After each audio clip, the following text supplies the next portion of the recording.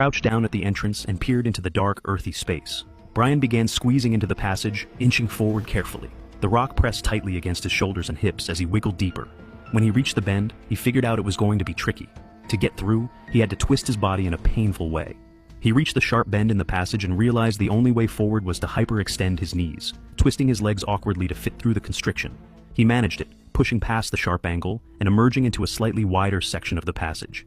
It was uncomfortable, painful even, but the promise of emerging triumphant on the other side drove him forward.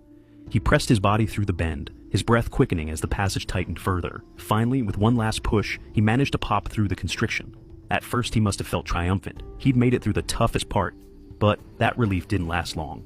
It only took a moment for him to realize that something had gone horribly wrong, and the relief had turned to dread in an instant.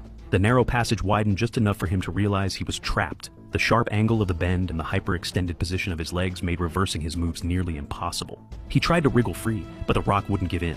Panic prickled at the edges of his mind as he tried to wriggle backward, his body refusing to obey.